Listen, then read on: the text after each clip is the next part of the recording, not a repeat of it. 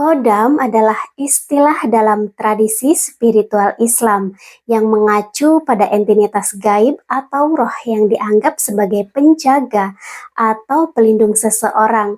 Kodam diyakini sebagai makhluk halus yang memiliki kekuatan supernatural dan dapat memberikan bantuan atau perlindungan kepada individu yang memilikinya.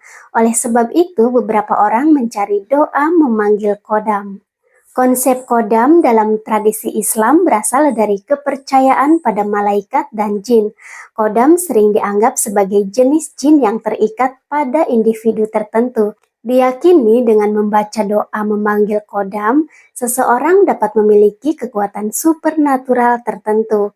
Kodam dipercaya dapat membantu pemiliknya dalam berbagai hal, seperti memberikan nasihat, menjaga keamanan, atau membantu dalam mencapai tujuan spiritual atau materi. Penting untuk dicatat bahwa konsep kodam tidak diakui secara universal dalam masyarakat Islam dan dianggap kontroversial.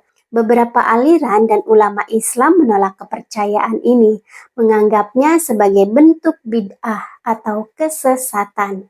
Praktik pemanggilan kodam di Indonesia.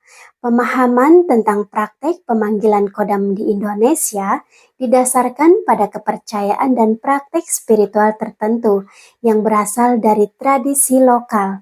Dalam beberapa keyakinan dan praktik spiritual di Indonesia, kodam dipercaya sebagai makhluk gaib yang dapat dihubungi atau dipanggil oleh manusia dengan doa memanggil kodam. Kodam dianggap sebagai jin yang mendampingi atau tinggal dalam tubuh manusia untuk memberikan bantuan atau perlindungan. Kodam pendamping dapat berasal dari keturunan atau dapat dipanggil melalui ilmu kebatinan atau ritual tertentu. Kodam ini diyakini dapat membantu, membimbing, dan mendampingi pemiliknya selama di dunia. Kodam pendamping dapat berasal dari benda pusaka, turun-temurun dari leluhur, atau melalui amalan dan pencarian di tempat-tempat tertentu. Orang-orang yang memiliki kodam pendamping percaya bahwa kodam ini adalah energi atau makhluk gaib yang ada di sekitar mereka. Kodam diyakini dapat melakukan hal-hal yang menguntungkan bagi kehidupan pemiliknya, meskipun pemiliknya mungkin tidak menyadari kehadiran kodam tersebut.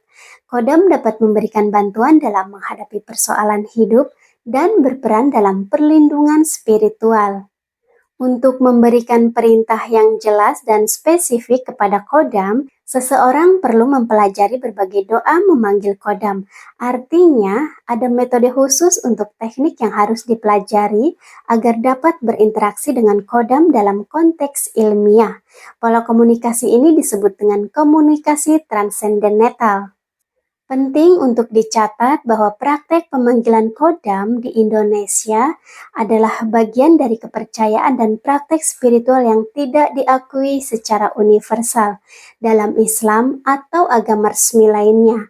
Umumnya ini adalah praktek yang berkaitan dengan tradisi lokal suatu masyarakat, kebatinan, atau tradisi magis tertentu yang berkembang di Indonesia. Pandangan dan pendekatan terhadap kodam dapat bervariasi di antara individu dan kelompok masyarakat yang melibatkan diri dalam praktek ini. Cara pemanggilan kodam. Seperti sudah dijelaskan, praktek memanggil kodam tidak diakui secara universal. Oleh sebab itu, tidak banyak sumber literatur yang ditemukan tentang cara maupun doa memanggil kodam. Apabila kamu benar-benar ingin mempelajari cara memanggil kodam, sebaiknya cari panduan dan bimbingan dari ahli atau guru spiritual yang kompeten dan dapat dipercaya. Namun, secara umum, berikut hal-hal yang perlu diperhatikan saat memanggil kodam. Jangan sering terlalu meminta tolong. Salah satu peraturan ketika ingin menggunakan kodam adalah tidak meminta tolong terlalu sering. Seperti manusia, kodam juga memiliki batasan energi untuk menjalankan perintah. Jika terus memaksakan keinginan saat energi kodam telah terkuras, kamu sendiri yang mungkin akan merasakan dampak negatifnya. Sebaiknya gunakan kodam sebagai alat terakhir atau biarkan mereka bekerja dengan sendirinya. Gunakan untuk niat tujuan baik. Kodam umumnya hanya akan beraksi terhadap niat dan tujuan yang baik.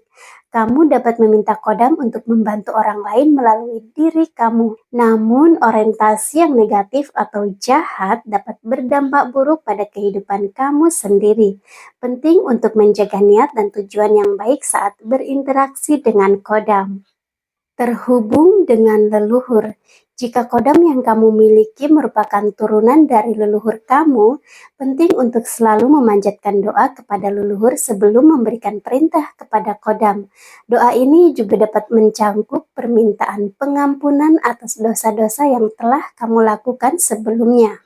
Ini menunjukkan penghormatan dan keterhubungan dengan leluhur sebagai bagian dari praktek pemanggilan kodam. Mengucapkan mantra atau doa.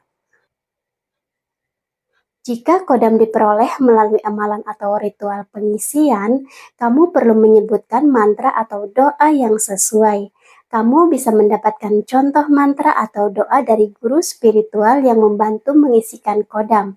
Mantra atau doa ini dapat diucapkan dalam bahasa Arab, bahasa Jawa, atau bahasa lainnya, atau bahkan dapat diucapkan dalam hati tanpa kata-kata tertentu. Setiap guru spiritual mungkin memiliki pendekatan yang berbeda terkait dengan doa atau mantra yang digunakan.